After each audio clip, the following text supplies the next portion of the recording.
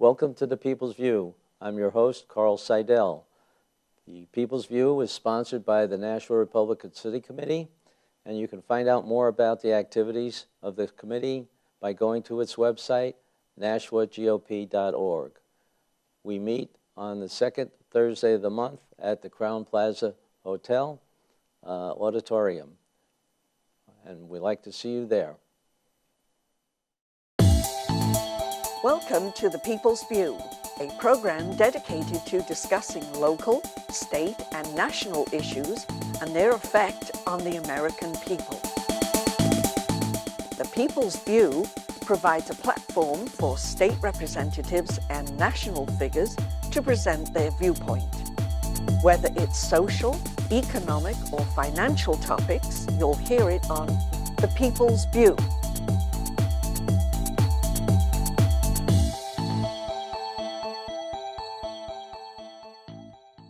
Today's guest is Dr. Dave Murotake, who is also a member of the Board of Education in Nashua, as well as the legislature in the state of New Hampshire. Right, Dave, welcome aboard. Thank you. Representing Nashua's 5th Ward, by the way. Okay, get that in. Dave, you've been running now. You've been on the Board of Education for what, this is the second term? I just got reelected to my second term this past November. And this is your second term as a representative also? No, this is my first term. I was elected in November of 2012. That's right. I'm sorry. Excuse me.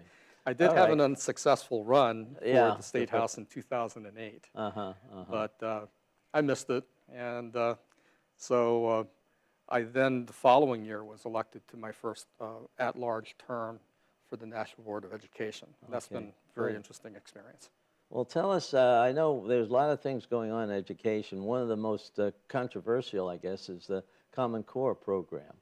And you recently had written a letter that maybe you could tell us a little bit more about. Sure.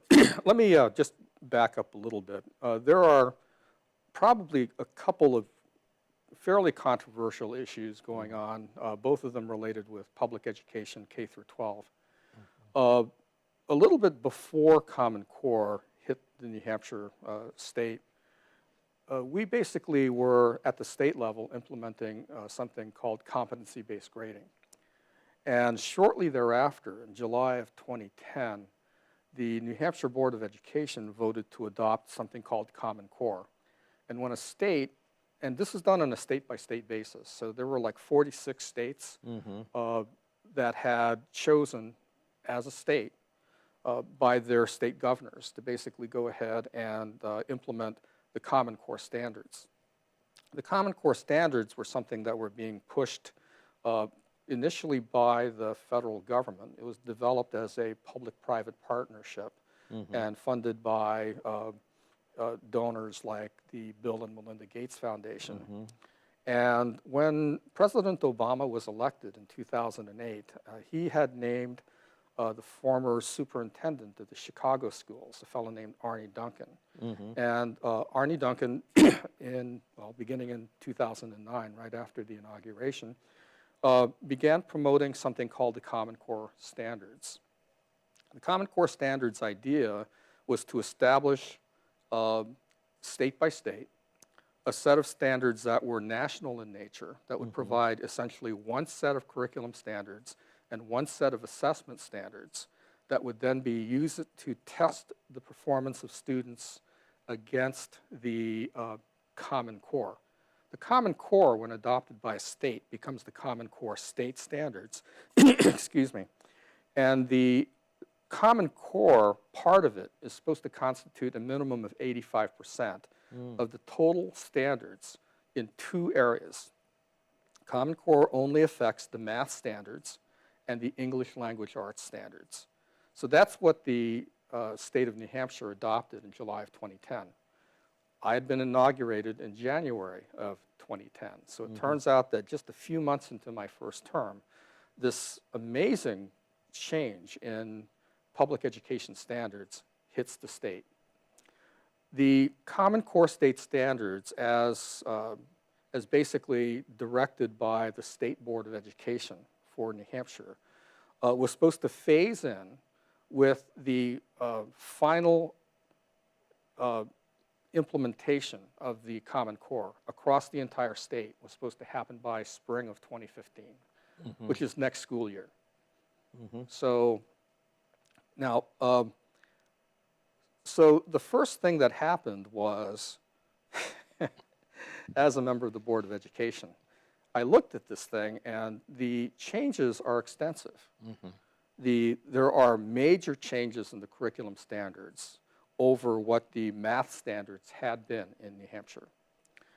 Neighboring states like Massachusetts had also adopted it, which was kind of interesting in that Massachusetts has one of the highest rated math standards in the entire world, not just in the United States. So they're an internationally highly rated math program. And when the Massachusetts Board of Education, also around the same time New Hampshire did, adopted the Common Core standards, I find that interesting because, you know, here's a state that has a renowned math program, and they adopted the Common Core. So I thought, oh, that's interesting. It was apparent to me that it was also going to be expensive because normally a school system changes its textbooks and resources typically every maybe 7 years or so, because at that point maybe the curriculum's been updated, the textbooks are all worn and dog-eared and falling apart at the seams and what have you. So, you know, many schools will replace the textbooks on somewhere like a 5 to 9 year cycle, you know, 7 being, you know, common. Average, yeah. Well, if you think about it, for K through 12, if you're going to swap out math and the English language arts standards all at one time, this is going to introduce a spike in buying textbooks and the resources. But there's more. The Common Core curriculum standards basically were a dramatic upshift in what students needed to study on a state-by-state, on a course-by-course, year-by-year basis. So pretty much you can't get along with the old textbooks. You've got to buy new ones. And then all of a sudden, you know, especially if you are somebody who, you know, follows things like the military-industrial complex, there is an educational industrial complex. This is a multi-billion-dollar market in creating new textbooks, creating new online resources that go along with the textbooks.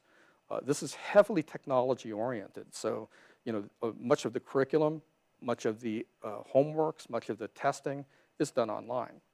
So it's a real push towards bringing in what we call education in the 21st century, you know, where your students are, you know, being taught in the classroom. The ideal is you know, hopefully, you know, one machine, one device per student.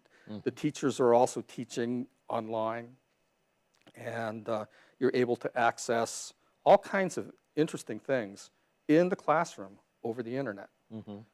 Individual students, as they get more and more advanced, you know, the course materials are also hyperlinked. So, you know, while they're doing their coursework, it could be that, you know, a student may want to go ahead and hit a link on their specially designed educational software and just basically go ahead and roam around and learn all kinds of things. You can go vertically, you can go horizontally. Now, that's a different topic, actually, you know, but you're technology also, and education. yeah, the testing also requires computer Oh, work, yes. right? Oh, so yes. that's another addition to your expenses. By themselves, if you just had curriculum standards, even if they're at the national level, by themselves, this could be considered like a best practice. The real teeth in the Common Core standards comes about with the requirement that every classroom throughout the state be tested annually. Today, we have something called the NECAPs, the New England Common Assessment Program. And there are problems with the NECAP. I think everybody understands that.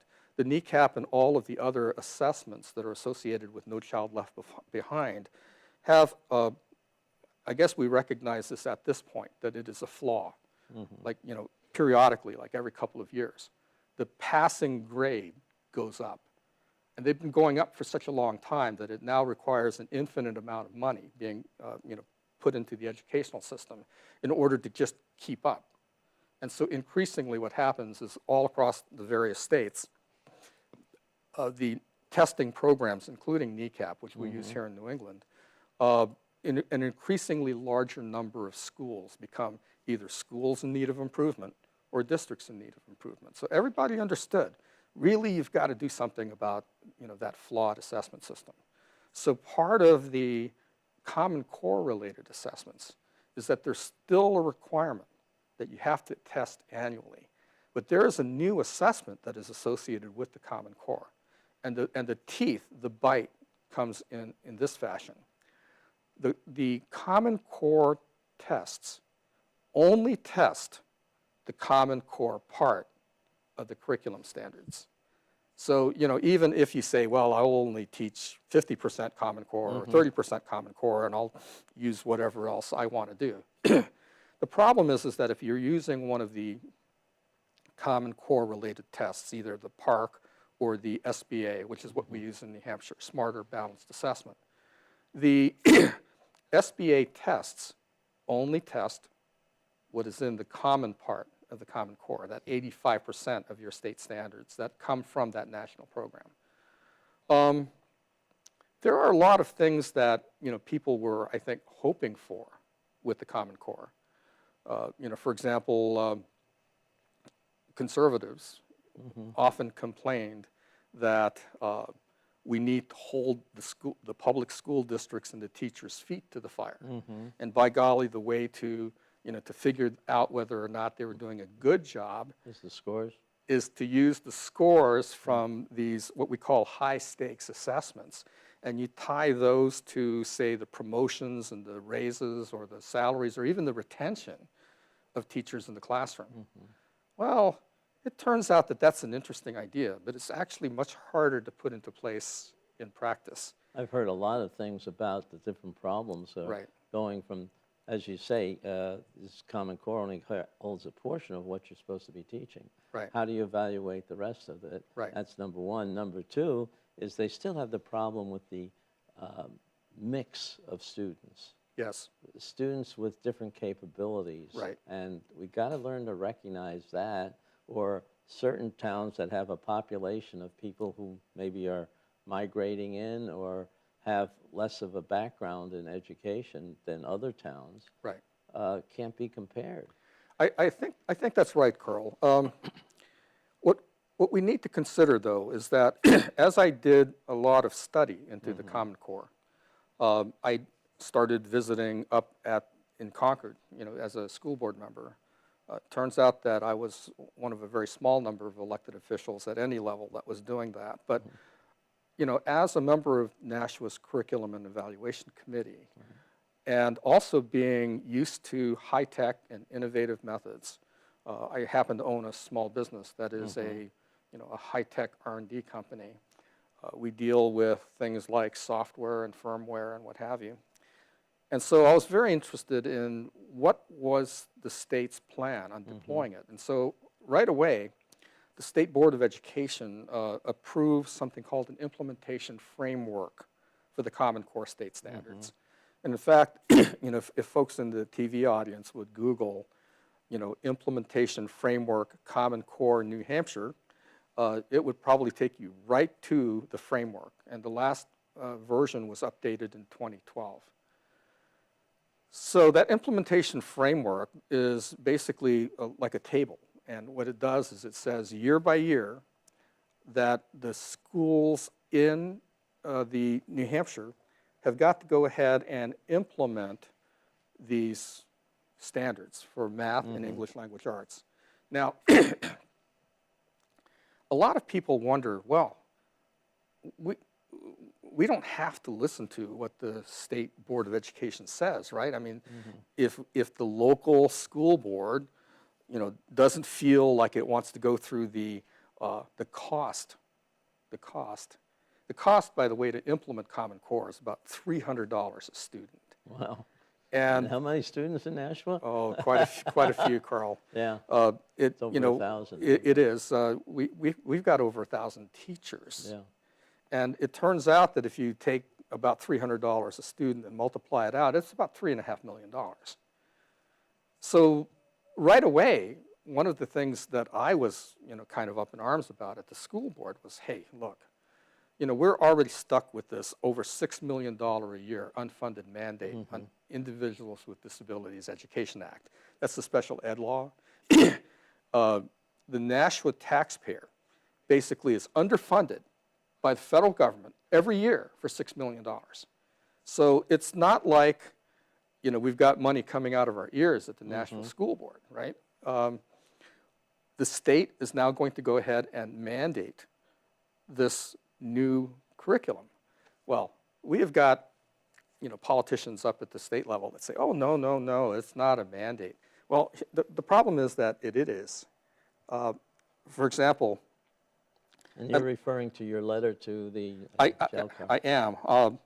What I did was the State Board of Education had developed over the last several months an update to an education standard called ED 306. ED 306 are the minimum standards for public education in New Hampshire. And the previous version of ED 306 actually did not craft Common Core words into the ED 306. And so the new ED 306, on the eve of the final stage of implementing the Common Core, essentially would go ahead and put into the education standards written by and approved by the State Board of Education that must be executed by the State Department of Education and every other school board. So what I did was I wrote a letter to Chairman Reagan and the members of the Joint Legislative Committee on Administrative Rules, the JLCAR, which consists of both state, Senate, and House members. And so I wrote them a letter and explained to them that, hey, I'm not just a fellow state rep, I am on the Curriculum and Evaluation Committee. I chair the Curriculum and Evaluation Committee of the National Board of Education. We've been tracking this for quite a while, ever since it was made a mandate in July of 2010. And we've got some concerns. I've got some concerns. This is not a letter from the Board of Education. It is a letter from me, David Murotake. And that letter can be found on your Facebook page? Yes, there are links to it on Facebook page, and also Gerard at Large had also done a story on this. The union leader also ran a story on this. So there's a place if somebody wanted to read your whole letter. They could. I mean, for example, they could go to my Facebook page, David K. Murotake, and just browse around in my notes, and they'll find a notes on this and a link to the letter in the notes. So what I did was I pointed out some reasons why maybe the JLCAR ought to delay their decision on the ED 306 proposed changes, which they did. The meeting was on December 19th, and they pushed back the hearing by 4 weeks. And I guess they're going to be hearing it next, I think, on January the 17th. And the reason given for the pushback was that there were too many unanswered questions that the committee had received. And, one of the reasons why I had some concerns are several. One of them is that we have a law in New Hampshire called RSA 186:5. And what it says is, the State Board of Education shall have the same powers of management, supervision, and direction over all public schools in this state as the directors of a business corporation have over its business, except as otherwise limited by law. And it further states, it shall be the duty of school boards and employees of school districts to comply with the rules and regulations of the state board. Local control?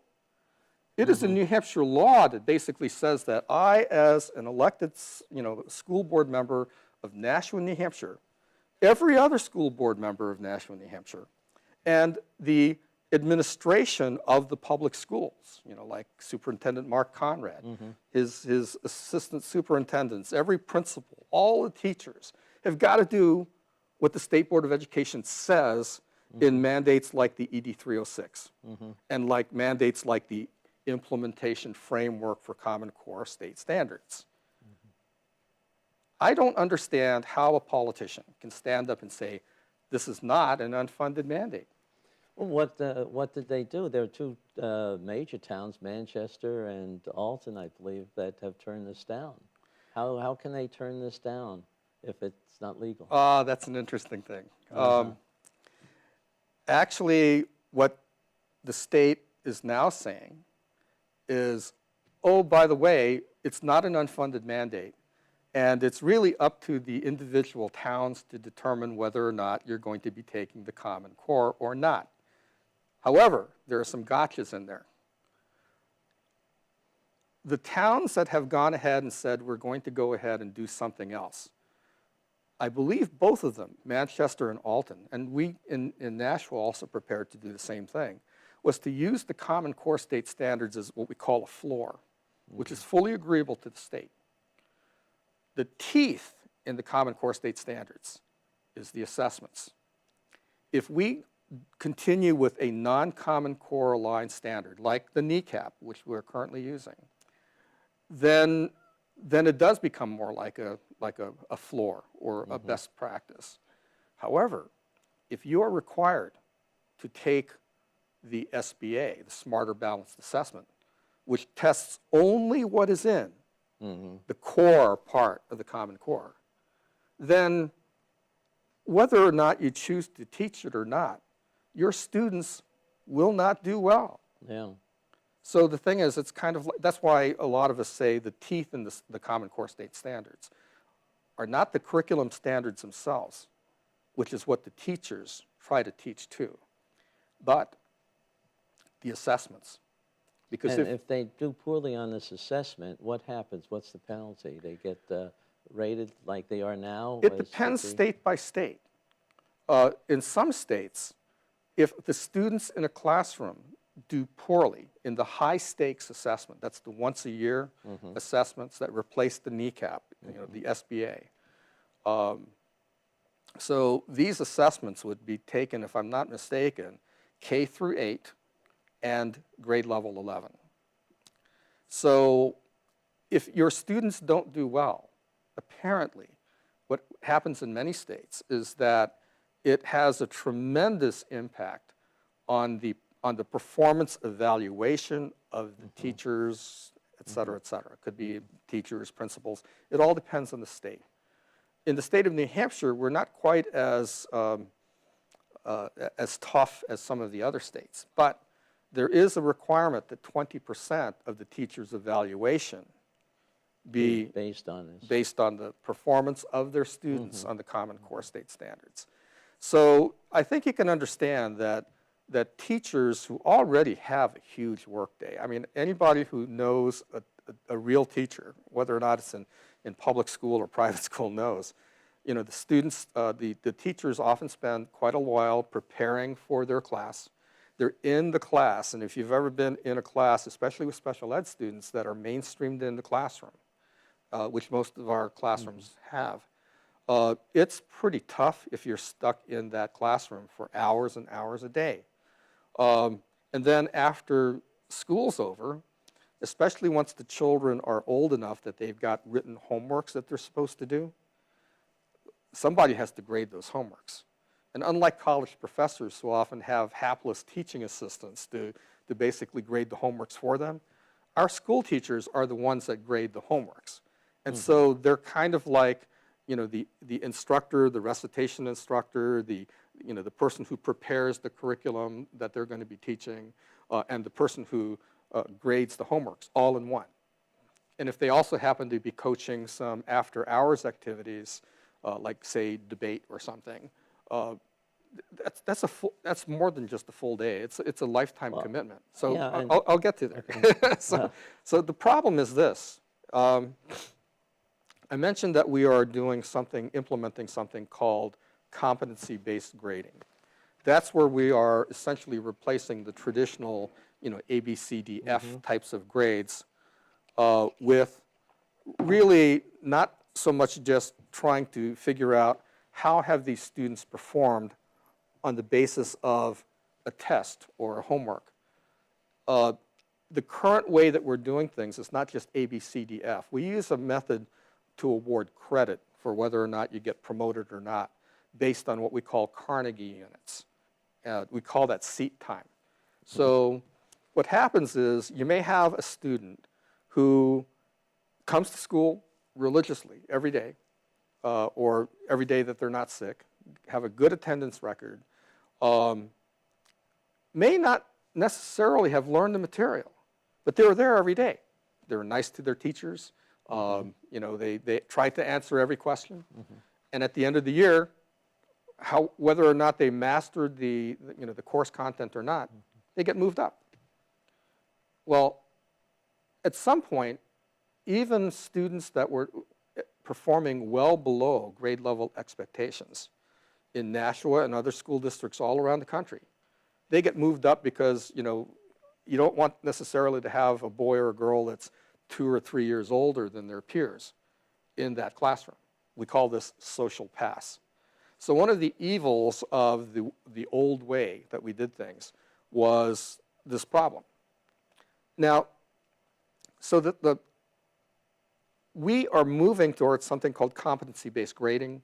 There's a lot of stress in this because if you're going to go from the old way to a new way, now you have to figure out, well, you have to develop these rubrics, these rules for each grade level, each course, what is constituting mastery of something, how are you going to be awarding credit? And so there's, all by itself, this would be a major change that administrations, including superintendents, specialists, guidance counselors, school teachers, principals, this is a major task that they have to put extra time into. Now, on top of that, we get hit with Common Core, in which there are major changes in the mathematics and English language arts curriculum. So what's been happening is, and there's almost like a race to get this done by a certain time. We've had at least a few states, including Kentucky and New York, that had received race to the top grants to help them accelerate, and they were the first states to go ahead and accept the Common Core, and they were the first states to test. And it was a disaster. An absolute, unmitigated disaster. You could see these things coming because what the parents and the teachers were reporting in those states was these curriculum standards are not grade level appropriate. There are examples you can look up by yourself. By the way, if you go to a website called Mastery Connect, you can actually download the Common Core state standards for free on your device, your iPhone or whatever, and you can actually look up these standards. But as an example, it's probably not necessarily appropriate to be teaching algebra to a second grade math student. So what's been happening is many teachers and many parents who've had to help their students with the homeworks have been complaining for years in a number of these states, and it's just started happening in New Hampshire. The curriculum standards are not necessarily grade level appropriate. It contains materials that the teachers themselves haven't been taught how to teach. And when you pile all of this new stuff on top of having to deploy things like competency-based grading, it's just too much. The teachers are very stressed out. And just recently, just a few weeks ago, a couple of our middle schools in Nashua had decided that during professional development time, the teachers and the principals were going to get together and they're going to take a sample test, the 8th grade sample test for the Smarter Balanced Assessment. Ever since that day, I and other members of the board have been getting phone calls, personal visits, all kinds of things from teachers that have been tremendously upset at the experience that they had. It was like, I've had several teachers tell me that the experience was almost totally negative. Really? The questions were difficult to answer. Some of these teachers had advanced degrees in mathematics, and they were not able to correctly answer the questions. By the way, I've taken it myself. I agree. It's not a good test, in my opinion. Well, I remember that you were there at that meeting up at St. Anselm's where they had people who were actually on the original committee that didn't sign off on the final recommendations. And they brought up examples like a math question was erroneous. And since it was printed, Right. they said they couldn't make any changes. Right. Another thing about both the park and the SBA is that they ask a lot of questions that are privacy related. Right. Things that you would wonder, well, why does a test that is being used to assess the academic competency and learning of a student be needing to ask questions about, say, political affiliations of yourself and your parents, religious affiliations, things of that nature? Why do you need to do that? It turns out that the company that was hired essentially to help design the assessments were not necessarily an academic testing group. They were more of a psychosocietal kind of company. They wanted to know who owned guns, who did smoking. All kinds of things. Who did And while maybe on a secondary or even a tertiary basis, factors like that might help to explain differences in the performance of students. For example, it's well known that, if you are low income, or if you are an English language learner and low income, that you are much more likely to have a student in your family that performs well below grade level expectations. I mean, that's been proven. But, why do you have to have more questions like this?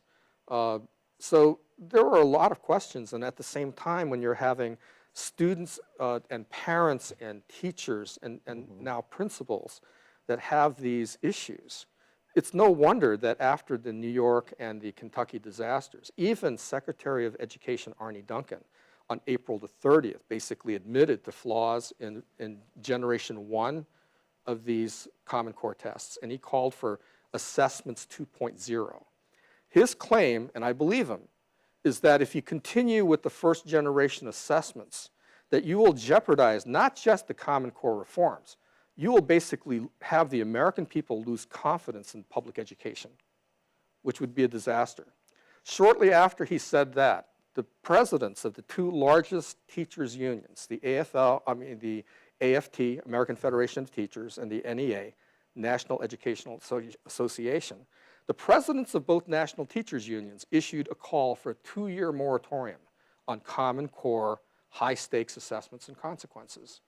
Subsequently, other national education groups like the National School Board Association or the American Association of School Superintendents or the National Association of Elementary School Principals and Secondary School Principals, those 4 groups issued a joint letter that said, no, you guys are doing too much at one time. You need to push this back. You need to have a more deliberate approach to reform. I agree. And that basically was the content of my letter. So your letter is asking for a delay on the state basis, and does it have any effect on Nashua, what Nashua is doing now to get ready for that? Well, it certainly will. Nashua, we're actually in the process of coming in with a new resolution, which we'll bring in over the next year to basically go ahead and, request. We have to request it. Remember, because the state board tells us what to do. We can request from the State Department of Education, which takes its direction from the state board. But that's not what Manchester or Alton did. They just said, we're going to go ahead. Yes, but they did nothing about the assessments. Remember, it's the assessments that put the teeth into the Common Core. So, we still need to see what Manchester and Alton and Nashua will be doing with respect to, okay, so if you're going to push back the Common Core assessments, what do you replace them with? Because we're still under a legal requirement to test every student and report to the state every year on a test that they approve of. Now, how does this affect any kind of either federal or state grants for education? Well, I would argue that it doesn't, unless there's always an exception. Nashua had applied for Race to the Top grants. If we had won, which we didn't, a Race to the Top grant, in almost every Race to the Top application, you basically say, and we're going to be using these techniques. If we had said, and we did, that we're going to be using these Common Core related things, and we changed our minds, we may, in the following year of funding, basically get defunded for certain parts of the grant. However, we don't have a Race to the Top grant. So as long as the Nashua School Board or Manchester or Alton basically come up and do things in a way that is acceptable and agreeable to the State Department of Education, we should not see any impact on funding, because the state did receive a waiver on No Child Left Behind. So I don't know how we're doing on time. But, well, we still have a few more minutes. A few more minutes. I just want to really come to the conclusion of what's going to happen over the next year or so, and how is it?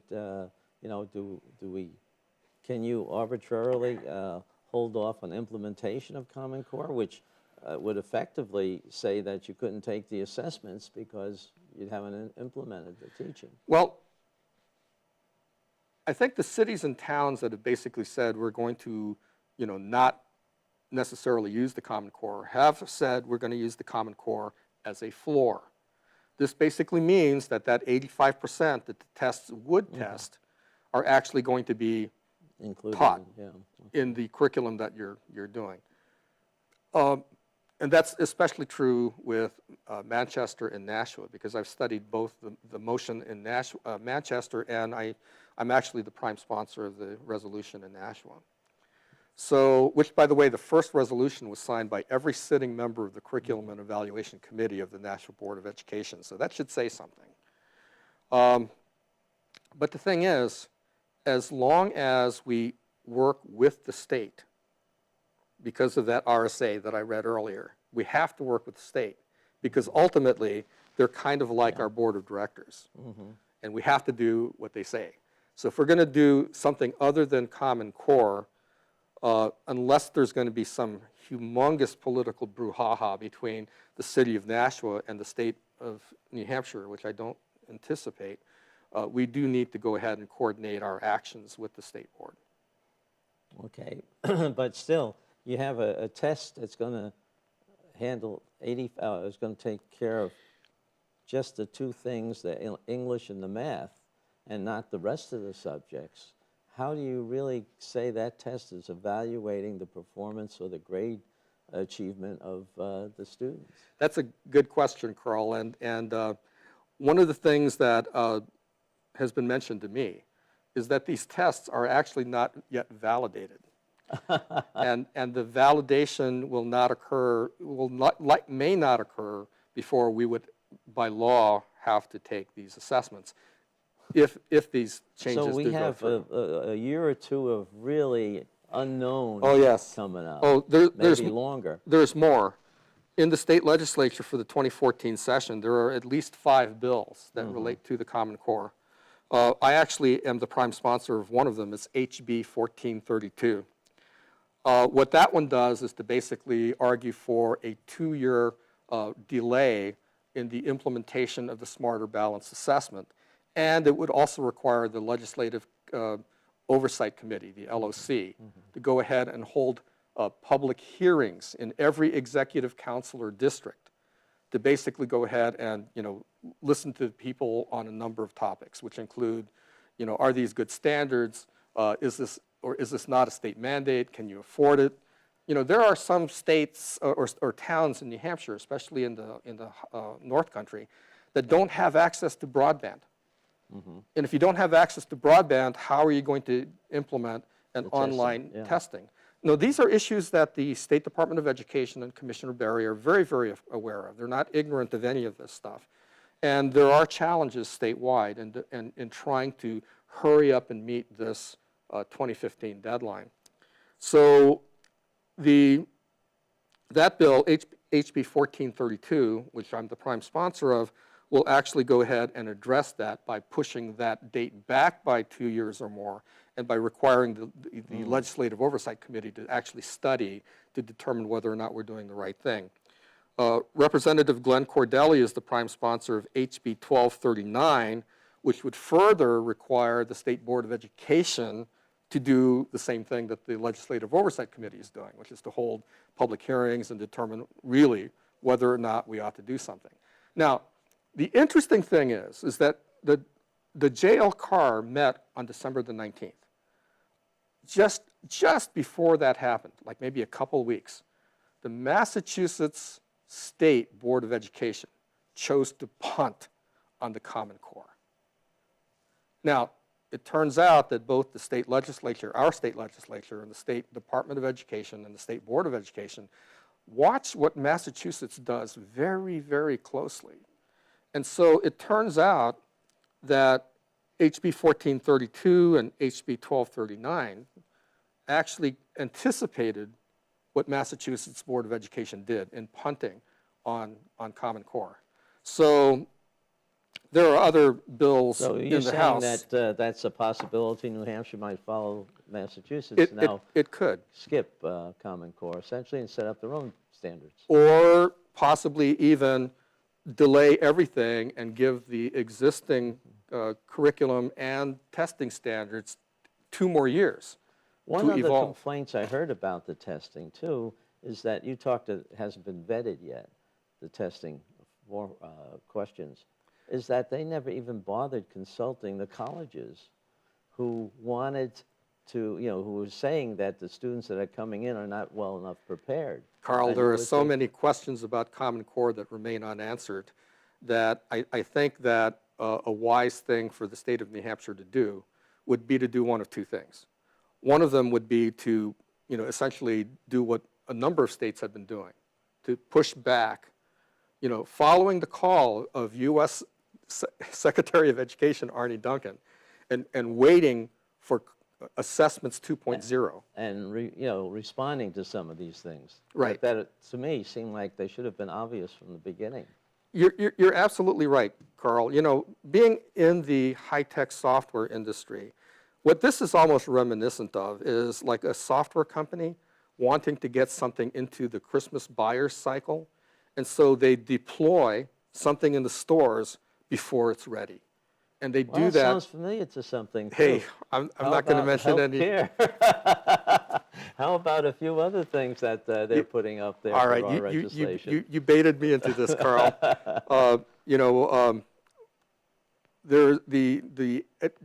One of the presidents of the national unions, the AFT, American Federation of Teachers, which, by the way, is the parent union for the National Teachers Union. Well, So Ms. Weingarten basically had been one of the 2 presidents that called for a moratorium on April the 30th.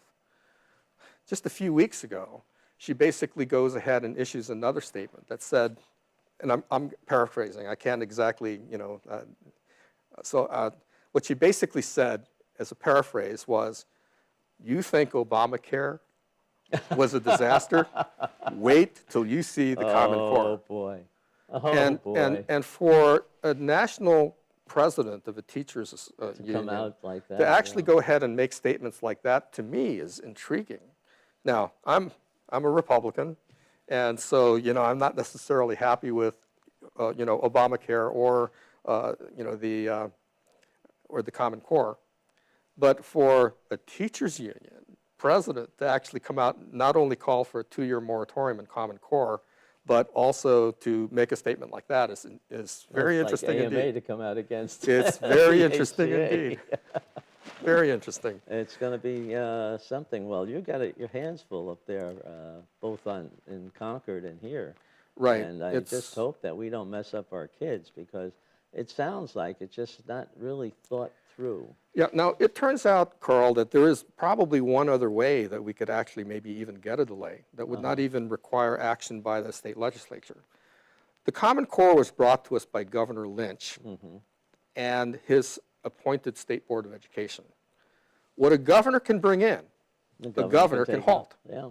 So one of the things that could happen is that, Governor Hassan, after due consideration of all things coming in, inputs from her State Board of Education, from her State Department of Education, and The teachers union. teachers unions, by the way, it's, I can't speak for the unions, but I understand that at local and at state levels, a number of our unions here in New Hampshire are in complete sympathy with their national unions.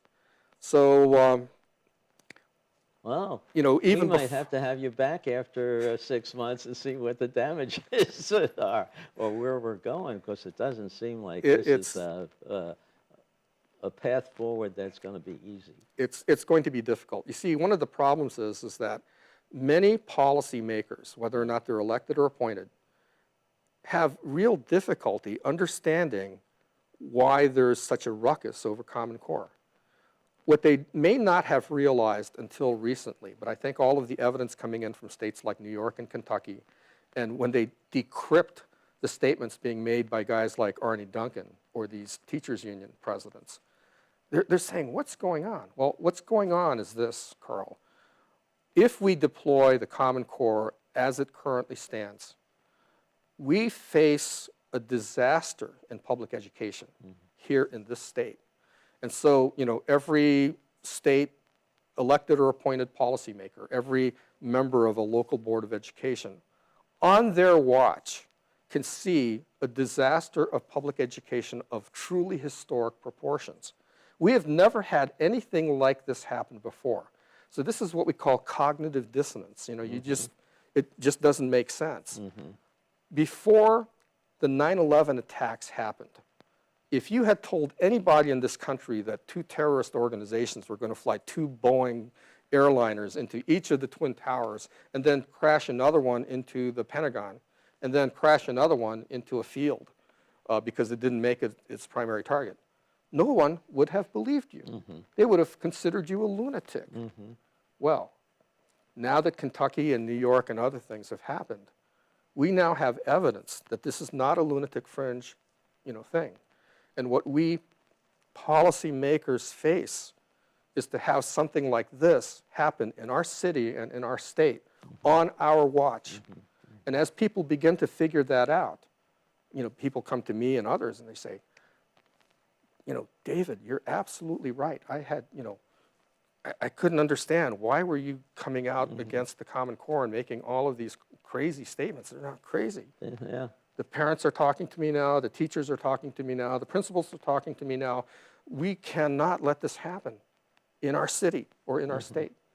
And I think as the members of school boards understand that, and as the members of the state legislature understand that, and especially, you know, taking the lead of Massachusetts, we really need to scratch our heads, put our thinking caps on, and do the right thing.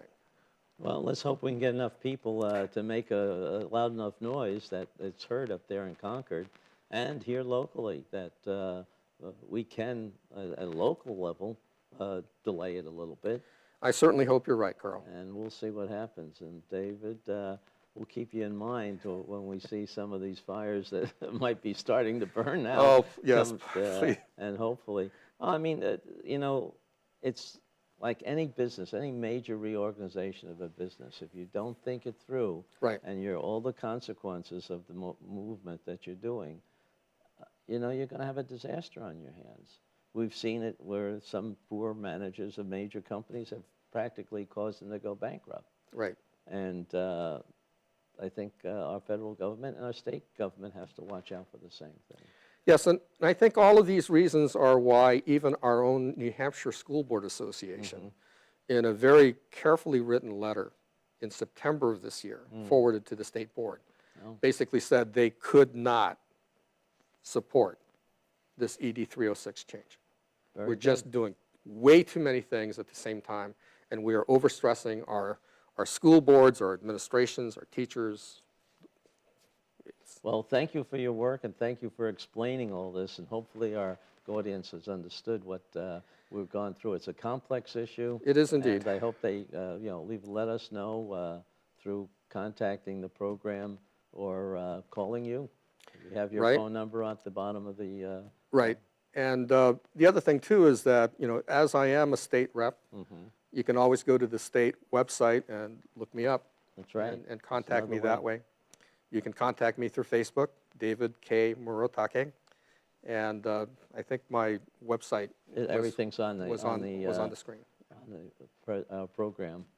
And there will be some listing after it so that people can get the contact. Great. So thank you, and we'll have to have you back again when some of these things Thank you very much, Carl. And Happy New Year. I hope you guys have a nice 2014. Okay, and thank you all for listening in. And please pay attention to the NashvillaGOP.org website for any reruns that you want to see of this program. Thank you.